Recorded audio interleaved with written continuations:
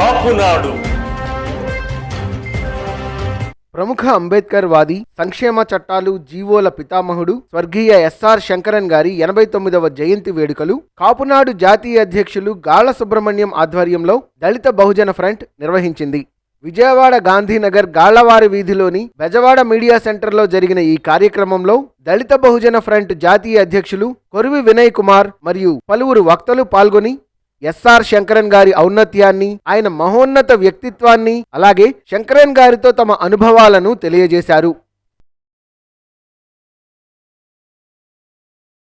సంక్షేమ పథకాల పితామహుడు, ఆంధ్రప్రదేశ్లో బడుగు బలహీన వర్గాలు, అదేవిధంగా పేద వర్గాల పాలిటి పెన్నిదిగా ఉన్నటువంటి శంకరన్ గారి జయంతి ఉత్సవాలకు వచ్చినటువంటి ప్రతి ఒక్కరికి ఆహ్వానం పలుకుతూ, ముఖ్యంగా ఈ కార్యక్రమంలో ప్రధానంగా భాగస్వామైనటువంటి దళిత బహుజన ఫ్రంట్ జాతీయ అధ్యక్షుడు కొరివి వినయ్ కుమార్ గారికి, అదేవిధంగా కాపునాడు జాతీయ అధ్యక్షుడు గాళ్ల సుబ్రహ్మణ్యం గారికి, కేఈపీఎస్ రాష్ట్ర ప్రధాన కార్యదర్శి మాల్యాద్రి గారికి, మిగిలిన ప్రతినిధులందరికీ స్వాగతం పలుకుతూ ఈ కార్యక్రమాన్ని ఒక పాటతో అన్నగారు ఒక పాట ప్రారంభించారు. ఏమవుతుందో ఈ దేశం, ఎటుపోతుందో మన భారతదేశం, ఘన చరిత్ర గల మన దేశానికి ఘనంగా మచ్చలు తెస్తున్నారు.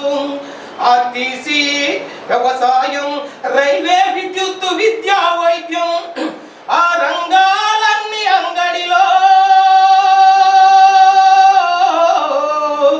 ఆ రంగాలన్నీ అంగడిలో అమ్ముడు పోయే బొమ్మలుగా ఉంటే, అమ్మేయడానికే సిద్ధంగా ఉంటే, ఎరుకల మంగలి, వడ్రంగి చాకలి, కుమ్మరి కమ్మరి నేత గీతలు, చేతి వృత్తుల అభివృద్ధిని చేసి జాతికి జ్యోతులయ్యాయి.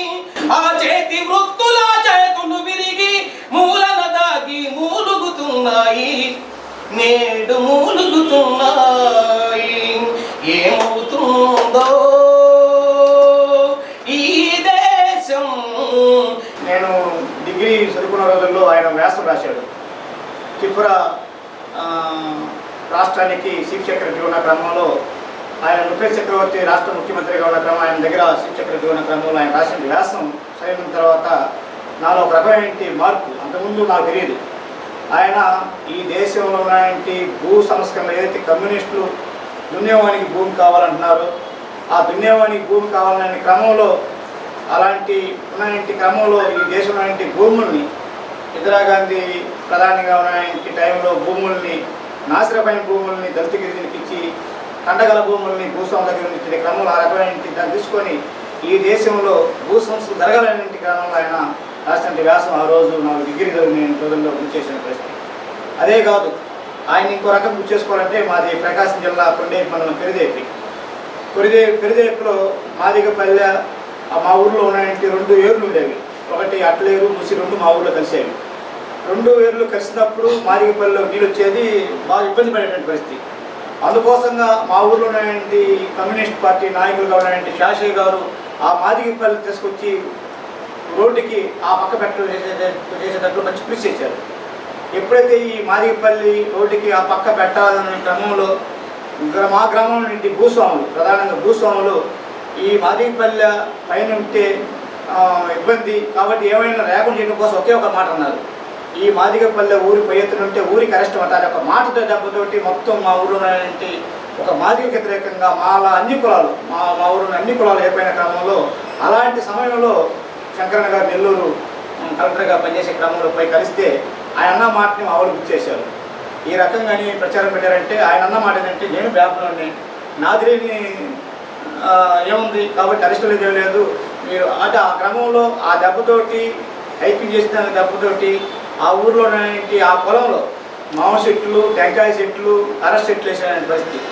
ఆయనతో చర్చ జరిపిన తర్వాత ఆ క్రమంలో మీరు ఏమైనా సరే ఆ భూమిని కాపాడుకోండి అని చెప్పి ఆయన ఇచ్చిన ధైర్యంతో మొత్తం మీద మామ చెట్లని, టెంకాయ చెట్లని, అరెస్ట్ చెట్లను కూడా తెగొట్టి మాదిగపల్లి ఆ రకమైన క్రమంలో రాత్రే తెగొట్టి మరుసటి ఉదయాన్ని గురి చేసిన పరిస్థితి. శంకరయ్య గారు చెప్పిన సంక్షేమం, ఆ సంక్షేమం ఇప్పుడు ప్రభుత్వాలు అనుకూలిస్తున్నాయా, లేదా రేపు రాబో ప్రభుత్వాలన్నా ఆ సంక్షేమాన్ని చేస్తాయా లేదా అంటే రివ్యూ చేయాల్సిన ప్రాసెస్ ఈ శంకరయ్య గారి స్ఫూర్తితో మనం చెక్ చేయాలి.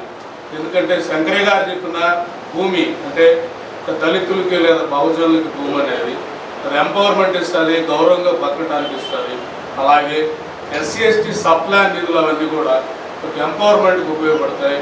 ఇలాంటి స్కీమ్స్ అన్నిటి డెవలప్ చేసి ఇలాంటి ఎంపవర్మెంట్ అంటే ఆయన నిజాయితీ కనపడతా ఉన్నట్టు బహుజన వర్గాలు ఎంపవర్ అవ్వాలి, వాళ్ళు కూడా సమాజంలో అభ్యుదయ భావంతో అంటే వాళ్ళు కూడా డెవలప్ అవ్వాలి.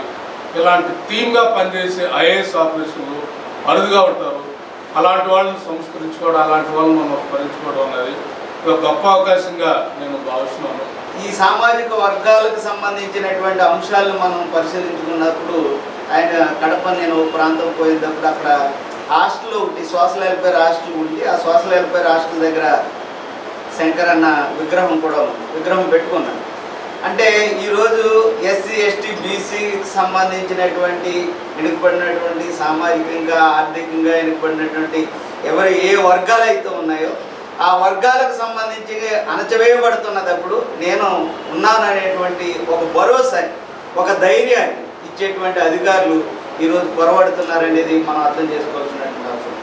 ఈరోజు రిజర్వేషన్లో కోల్పోతున్నటువంటి పరిస్థితి, పబ్లిక్ సెక్టర్ కోల్పోతున్నటువంటి పరిస్థితి. మరొక వైపు నగేషన్ ఇక్కడే ఉన్నాడు. ఇక్కడ ఉన్నటువంటి హాస్టల్లో చాలా వర్ణాతీతంగా వాళ్ళు ప్రైవేట్ హాస్టల్లో ఇబ్బందులు పడుతూ ఉంటే ఒక గవర్నమెంట్ బిల్డింగ్ కన్స్ట్రక్షన్ చేయనటువంటి ప్రభుత్వం, మరొక వైపు వాళ్ళ దోమలతో చాలా ఇబ్బంది పడుతూ చదువుకుంటున్నటువంటి పరిస్థితి. మరి ఇంతకుముందే మాలాద్రి అని మాట్లాడాడు, సప్లాన్ నిధులు ఎటుపోతూ ఉన్నాయి, ఏ దారి మళ్ళిస్తూ ఉన్నారు, ఏ సంక్షేమం కోసం పనిచేస్తూ కేటాయిస్తూ ఉన్నారు నిధులు. దాని గురించి ఏ అయితే మనం ఎస్సీ ఎస్టీ బీసీ మైనారిటీ సంఘాలు ఏవైతే ఉన్నాయో అవన్నీ ఐక్యంగా ఒక గొడుగు కిందకు వచ్చి ఆ హక్కుల కోసం పనిచేయాలనేటువంటి ఒక స్ఫూర్తిని అందించినటువంటి వ్యక్తి కామ్రేడ్ శంకరయ్య గారు.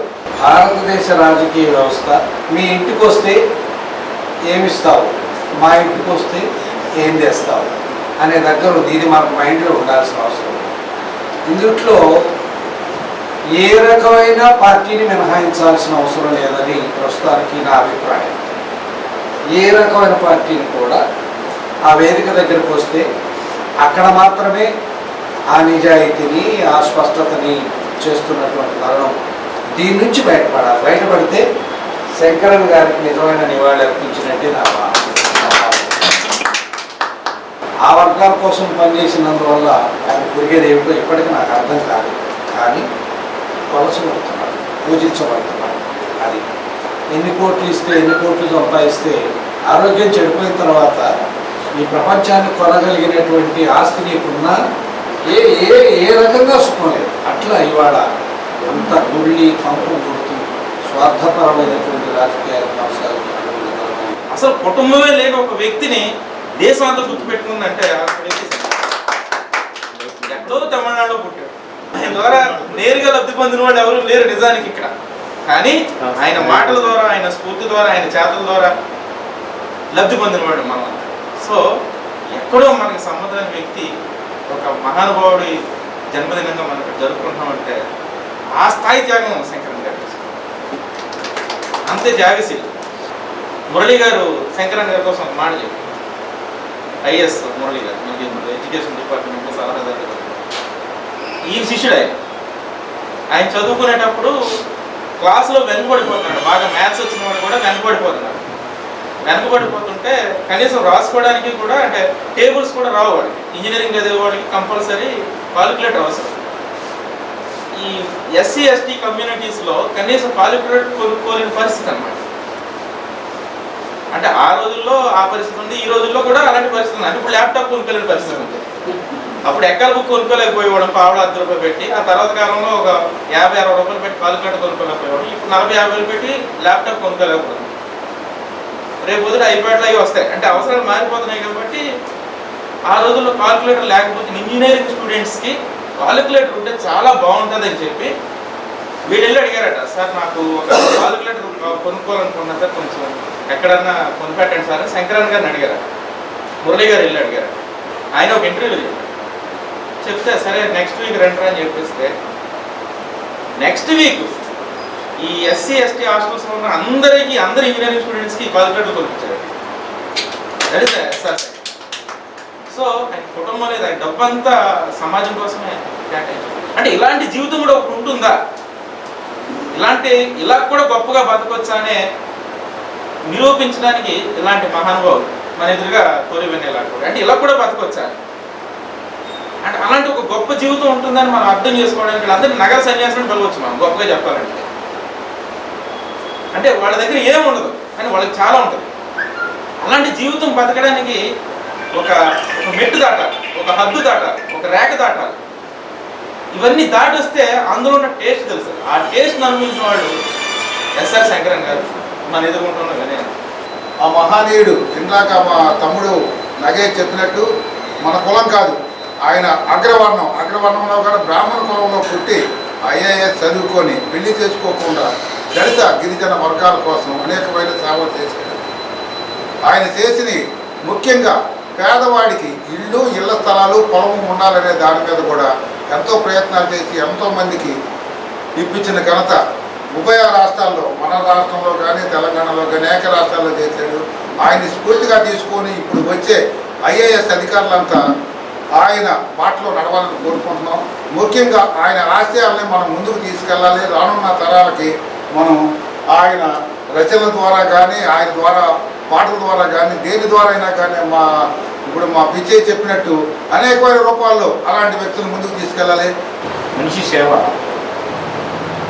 ప్రజాసేవ కానీ రకరకాల సేవ, మేము ముఖ్యంగా ప్రజాసేవ. ఈ ప్రజాసేవ చేసిన తర్వాత ఆ మనిషికి ఒక దైవత్వం వస్తుంది. ఆ దైవత్వంలో ఒక భాగమే శంకరన్ గారు. ఎందుకంటే నాకు అన్నయ్య గారు చెప్పలేదు, మా రామ్మోహన్ నాయుడు గారు చెప్పలేదు. మా రామ్మోహన్ నాయుడు అంటే హైదరాబాద్ శంకరన్ గారు ప్రథమ శిష్యుడు. శంకరన్ గారు పేరంటే ముద్దుబారిపోయిన మెదడుకి మజ్జిగ చెప్పినట్టు. మళ్ళీ ఆయన పేరు వినగానే చాలామంది శంకరన్ గారు అంటారు. అంటే పాత రోజులైతే శంకరన్ గారి కార్యక్రమాన్ని పాఠ్యాంశాలను పెట్టాలి, పుస్తకాలు చదివేవాళ్ళు, పాఠ్యాంశం చేసేవాళ్ళు. కానీ దీనికి ఒక సపరేట్ కొత్త నూతన పోకడతో ఇలాంటి వాళ్ళ చరిత్రని సమాజానికి అందిస్తారు. మాకు దరిద్రం ఏంటంటే ఆంధ్రప్రదేశ్లో విద్యార్థి సంఘాలు ఎప్పుడైతే ఎలక్షన్స్ ఆగిపోయాయో నాయకులు తగ్గిపోయారు, వ్యవస్థలో మార్పు తగ్గిపోయాయి, అన్నీ చాలా నష్టాలు జరిగాయి. అప్పుడు ఎస్ఆర్ఆర్ గారి దగ్గర నుంచి ఎంతమంది నాయకులు బయటకు వచ్చారు.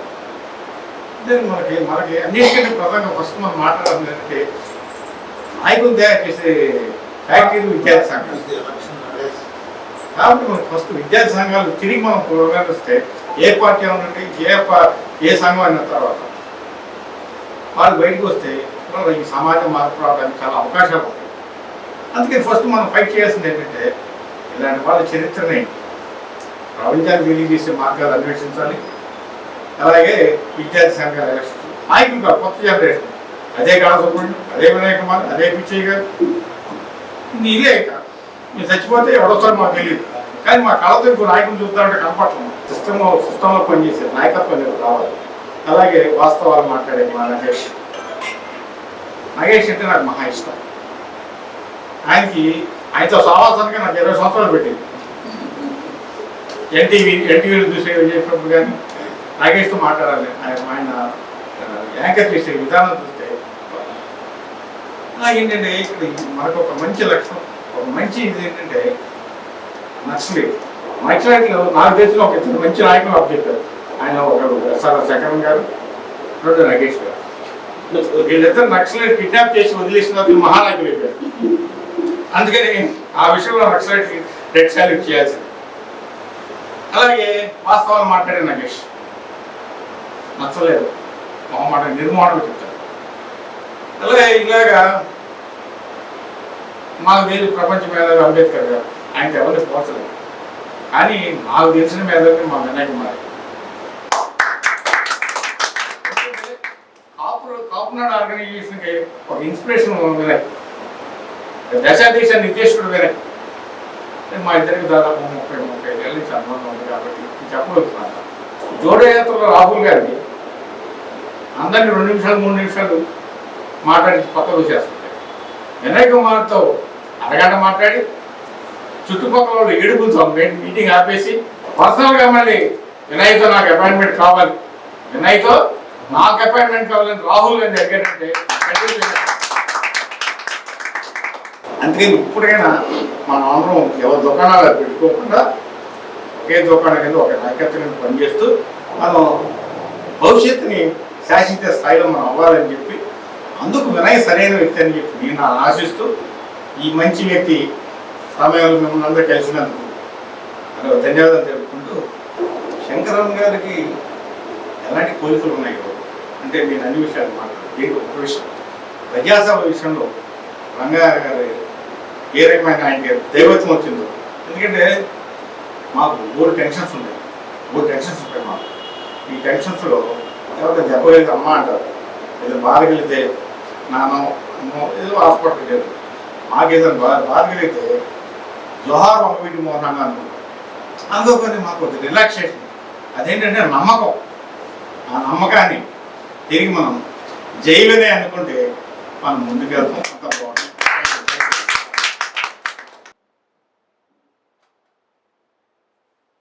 పెద్దలందరికీ నమస్కారం. ఇటువంటి వ్యక్తులు సమాజానికి ఇంకా మనమే తెలియపరచాల్సినటువంటి అవసరం ఉంది. జ్యోతిరావు పూలే, సావిత్రిబాయి పూలే ఎట్లాగైతే మన జాతులకి మేలు చేయడానికి ముందుకు వచ్చారో ఆయన బ్రాహ్మణ కులంలో కూడా పుట్టి మన జాతుల పక్షాన్ని నిలబడి మాట్లాడటం అనేది చాలా గొప్ప విషయం. ఈ రోజుల్లో అరుదైన విషయం కూడా.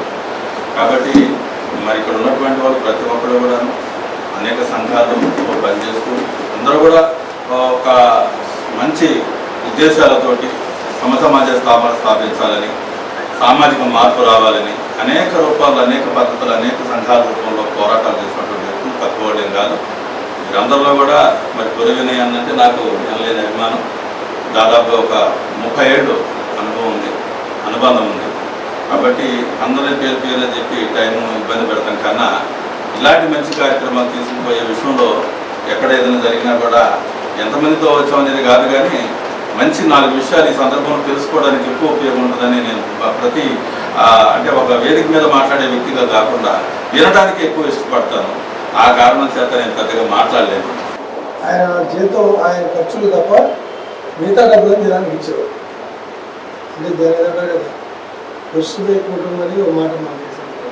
జగమంత కుటుంబం అంటే ప్రపంచ కుటుంబంగా భావించి జీవించిన వ్యక్తి. ఆయన ఐఏఎస్ ఆఫీసర్ అయ్యి ట్రైనీగా సబ్ కలెక్టర్గా ఉన్నప్పుడు మేబీ అనంతపురంలో నంద్యాలలోనే ఫస్ట్ పోస్టింగ్. ఒక మాదిగపల్లి దగ్గరికి వెళ్ళి మంచం వేసుకుని కూర్చున్నాడు. సబ్ కలెక్టర్ హోదాలు ఏదో విషయాలు మాట్లాడతాయి. ఊళ్ళో రాదని అక్కడ రమ్మన్నాడు. ఏదైనా పనులు అక్కడ ఇక్కడ రమ్మన్నాడు. అదే సార్ సావిడి దగ్గర కూర్చోడు కదా, మీరు అక్కడ కూర్చోడు కదా, ఇది ఊరేనా? ఊరే, ఇది ఊరే కదా, నేను కూర్చోను, ఊళ్ళో కూర్చోను. అది మాదిగపల్లి సార్ మేము రా, మీకు కలెక్టర్ సబ్ కలెక్టర్ కావాలా మాదిగపల్లి కావాలా తెలుసుకోండి. మాదిగపల్లి కూర్చొని వచ్చేసి కూర్చోడు. అంటే ఏంటది అంటే సమాజ ధర్మాన్ని మార్చడం. ఆయన ఏమంటారంటే ప్రభుత్వం ఎందుకు అంబేద్కర్ అని చాలా మందికి అర్థం కావాల్సి వచ్చింది. దానికోసం రాజకీయ అధికారం ఉంటే మనం ఏం చేయగలం, వ్యవస్థల్ని మార్చవచ్చు అని అంబేద్కర్ గారు చెప్పిన దానికి మాస్టర్ కీ అంటారు మనోడు. అంటే ప్రభుత్వంలో ఉన్న వాడికి ప్రజల యొక్క మనస్తత్వాలు మార్చవచ్చు, ఆ వ్యవస్థలు మార్చవచ్చు అని చెప్పడానికి అధికారం చాలా అవసరం. అందుకని నువ్వు ఐఏఎస్ అయినా, పోలీస్ ఆఫీసర్ అయినా, రెవెన్యూ ఇన్స్పెక్టర్ అయినా, అగ్రికల్చర్ ఆఫీసర్ అయినా, పోస్ట్ మ్యాన్ అయినా, ప్రభుత్వ ఉద్యోగంలో ఉంటే సిస్టమ్ కూడా మార్చవచ్చు నువ్వు. అట్లాగే ఎమ్మెల్యే అయినా, ఎమ్మెల్సీలు ఉన్నా, మంత్రి అయినా, కార్పొరేటర్ అయినా, అంటే పాలనా రంగంలో మనం భాగస్వాములు అయితం ద్వారా సామాజిక పరివర్తన తేవచ్చు అని అంబేద్కర్ చెప్పిన ఫార్ములాని నేను ఆచరణలో పెట్టాను. సో అందుకని రాజ్యాంగాన్ని ట్రూ స్పెన్స్ అర్థం చేసుకోవాలి. కాబట్టి ఎస్సీ ఎస్టీలకి ఏం కావాలి? ఉద్యోగం, నైపుణ్యాలు కావాలి, ఉద్యోగ అవకాశాలు కావాలి. సో అంటే ఆ మానవ వనరులు అభివృద్ధి చేయడానికి ఇన్ఫ్రాస్ట్రక్చర్, అంటే మానవ వనరులు అభివృద్ధి చేయడానికి ఏమేం కావాలి? ఆ ఇన్ఫ్రాస్ట్రక్చర్. ఒక రోడ్డు ట్రాన్స్పోర్ట్ ఎట్లా అయితే ఉంటుందో, ట్రాన్స్పోర్ట్ ఇరిగేషన్ ప్రాజెక్ట్ చేయాలి, కాలువ తీయాలి, ఇన్ఫ్రాస్ట్రక్చర్, డిఫరెంట్ ఇన్ఫ్రాస్ట్రక్చర్స్. అంటే మానవ అభివృద్ధికి ఇన్ఫ్రాస్ట్రక్చర్ కావాలి. ఇట్లాంటివన్నీ సమకూర్చడం ద్వారా మానవ అభివృద్ధి చెందవచ్చు. అందుకని ఆయన ఎడ్యుకేషన్ మీద దృష్టి పెట్టాడు, లోకల్ బాడీస్ ఎంపవర్ చేసే దగ్గర దృష్టి పెట్టాడు, గ్రామీణ ప్రాంతాలు భూమి కోసం దృష్టి పెట్టాడు, ఇల్లు కట్టించిన దానికి దృష్టి పెట్టాడు.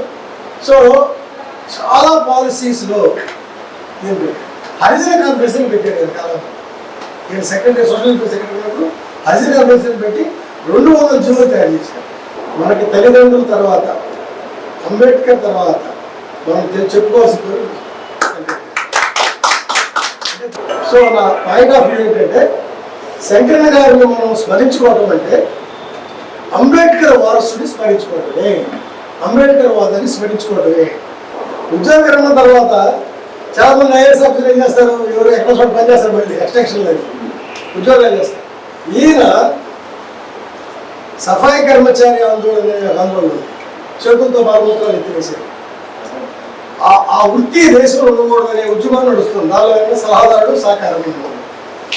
రిటైర్ అయిన తర్వాత నేను ఈ ఉద్యమంలో కార్యకర్తగా పనిచేస్తానని ఆ ఉద్యమాల నాయకుడిగా ఉన్నటువంటి బెజవాడ వ్యవసాయాన్ని నాయకత్వం పనిచేసిన ప్రకటన చేసి కార్యకర్తగా చేరారు. అంటే దళిత ఉద్యమంలో అత్యంత కింది స్థాయిలో ఉన్న ఉద్యమం, అత్యాచారాల ఉద్యమం, వివక్షత ఉద్యమం, రకరకాల దళిత ఉద్యమంలో అనేక పాయలు ఉన్నాయి. రిజర్వేషన్ ఉద్యమం, రకరకాల పాయలు ఉన్నాయి. అన్నింటిలో ఎవరూ పట్టించుకోని ఉద్యమం ఉంటుంది. అది సఫాయి చేతులతో మలమూత్రాలు ఎత్తి దీని మీద 30 ఏళ్ళుగా బెజవాడ విల్సన్ పనిచేస్తాను.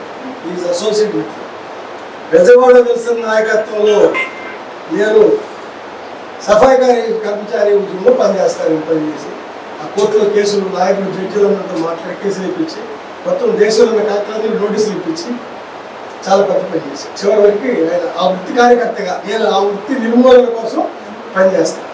ఆశ్చర్యకరం, చాలా simple personality, humble personality, committed, dedicated, మొత్తం తన వ్యక్తిత్వాన్ని జాగ్రత్తగా ఆయన ప్రజలకు అర్పించిన వ్యక్తి అన్న. నాకు తెలిసి ఆయన చనిపోయిన రోజున రాష్ట్రంలో ఉన్నటువంటి చాలామంది కార్యకర్తలు, సామాజిక కార్యకర్తలు, పార్టీలు, ఆఫీసర్లు, రిటైర్డ్ ఆఫీసర్లు ఆయన పాడి పోసారు. అంటే దాని ఒక రకంగా చెప్పాలంటే మనం ఎట్లయితే దేవుడి గుడిలోకి వెళ్ళి దాని ఏమంటాం మనం రథం అవుతాం కదా, ఆయన్ని నడిపించి తీసుకెళ్ళారు. ఎక్కడి నుంచి ఆయన ఇంటూ పంజాబ్ సెంటర్ ఉంది, అక్కడి నుంచి మళ్ళీ అక్కడ శ్మశాన వాటికి ఉంది. ఆయన బండి కిరీలా బండి కట్టిలా అందరూ ఆల్మోస్ట్ హైదరాబాదు రాష్ట్రం దేశం నుంచి వచ్చిన అందరూ పార్టీలు లేవు, కులాలు లేవు, లేకపోతే అటువంటి భాషలు లేవు, ఆల్మోస్ట్ అందరూ వచ్చి ఆయన పాడిని మోసుడికి తీసుకెళ్ళారు. ఇంత అద్భుతమైనటువంటి జీవితం. అంటే తన కోసం ఏం చేసుకోలేదు, తన ఇతరుల కోసం చేసిన దాన్ని జనం రికగ్నైజ్ చేసి ఆయన అట్లా తీసుకెళ్ళారు. సో ఏదైనా చిన్న చిన్న పొరపాటు కరెక్ట్ చేసుకుందాం, ఇట్లాంటి స్ఫూర్తి తీసుకుందాం, మనకి ఎప్పుడైనా బాధ కలిగినప్పుడు గుర్తు చేసుకుందాం. అన్నంగా బాధ చెప్పాడు, మాకు కష్టం వస్తే మేము ఏ రంగాలు కూడా మాకు మనకు కూడా ఏంటంటే ఇబ్బంది కలిగినప్పుడు మన కోసం మన జీవితాలు ఎవరైతే ఇచ్చారో తృణప్రాయంగా జీవితాలు ఇచ్చడం చాలా మంది సర్వీసెస్ చేస్తూ ఇచ్చడం ఉన్నారు. కొంతమంది ఇంకా అమాయకత్వంగా తిరిగి పనిచేస్తాడు ఉన్నారు. సో చాలామంది ఉన్నారు. వాళ్ళందరికీ ఏమొస్తుందంటే అల్టిమేట్గా ఏమొస్తుందంటే దైవత్వం వస్తుంది. ఇది నాకేమొచ్చింది అంటాడు, ఏమొస్తుంది ఎవరికి వచ్చిందా, చెడ్డ పేరు మంచి పేరు లేదా అన్న చెప్పినట్టుగా దైవత్వం వస్తుంది. చెడ్డోడా మంచోడా మూడో పేరు దైవత్వం. సో మనకేంటంటే ఇది గొప్పతనం, దైవత్వం అనేది ఇదే హైయెస్ట్ హ్యూమన్ బీయింగ్. స్మరించుకోవాలి, మనుషులు గుర్తుపెట్టుకునేంత గొప్పతనం, మనుషులు గుర్తుపెట్టుకోగలిగినటువంటి స్థాయిలో ఇప్పుడున్న సమాజంలో ఆయన ఉన్నతమైన జీవితం గడిపాడు. అందుకని మన దేశంలో ఉన్నతమైన జీవితం గడిపితేనే వాడికి కులం ఉండదు, వాడికి మతం ఉండదు, వాడికి ప్రాంతం ఉండదు, వాడికి అధికార పదవులు ఇవ్వదు. సో ఆయన సర్వీసెస్ మొత్తాన్ని ప్రభుత్వంలో ఉండి ప్రభుత్వం బయట కూడా ఒక జెన్యున్ సబ్జెక్ట్ కోసం, అంటే చాలామంది ఆఫీసర్లు ట్రైబల్స్ కోసం పనిచేసేవాడు ఉన్నారు. బిడి శర్మ చాలామంది ఇటువంటి ఉన్నారు. Is the only particular about the Dalits, దళిత సమస్య మీద నికరంగా నిలబడి పనిచేసిన ఏకైక ఆఫీసర్ ఆయన. ఈ సందర్భంగా ఆయన చనిపోయిన 2010, ఇప్పుడు 12 ఏళ్ళు అంతేనా. సో ఆయనకి అందరూ కూడా చాలా ప్రేమపూర్వకంగా అందరూ పాల్గొన్నారు. సో దీనికి అలా సుబ్రహ్మణ్యం గారు, భాగ్యరావు గారు, రాముడు గారు, ఐదుగురిని అందరినీ ఇన్వైట్ చేసినందుకు ఈ కార్యక్రమంలో ప్రొఫెషనల్ ఫోరం వ్యవస్థాపకులు మహేశ్వరరావు, ఎంఆర్పిఎస్ రాష్ట్ర అధ్యక్షులు పేరుపోగు వెంకటేశ్వరరావు, సీనియర్ పాత్రికేయులు నగేష్, కేవీపీఎస్ రాష్ట్ర ప్రధాన కార్యదర్శి ఆంధ్ర మాల్యాద్రి, కేవీపీసీఎస్ వ్యవస్థాపక అధ్యక్షులు పరసపోగు రాజేష్, పీడీఎస్యు రాష్ట్ర కార్యదర్శి రామకృష్ణ, దళిత బహుజన ఫ్రంట్ జిల్లా కార్యదర్శి కొసనం రాము పాల్గొన్నారు. అలాగే ప్రజానాట్య మండలి ఆర్ పిచ్చయ్య తమ పాటతో అందరినీ అలరించారు.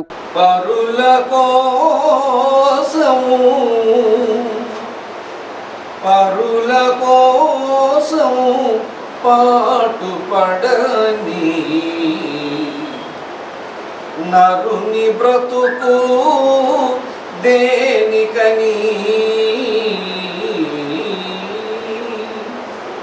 పరుల కోసం పాటుపడని నరుని బ్రతుకు దేనికని మూగనేలకు నీరల్లివ్వని మూగనేలకు నీరల్లివ్వని వాగు పరుగు దేనికని పరుల కోసం పాటుపడని నరుని బ్రతుకు దేనికని తాతలు తాగిన నేతుల సంగతి తాతలు తాగిన నేతుల సంగతి తాతలు తాగిన నేతుల సంగతి నీతులుగా పలికే మన సంస్కృతి నీతులుగా పలికే మన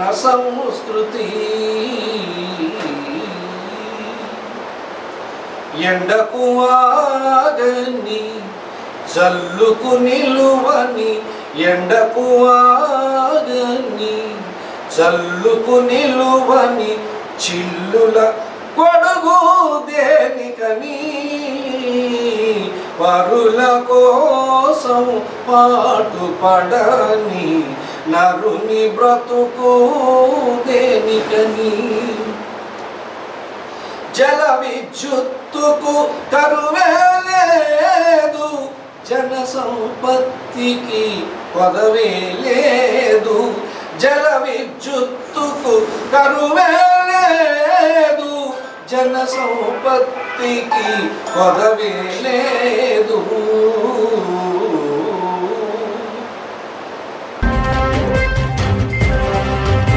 Please subscribe our channel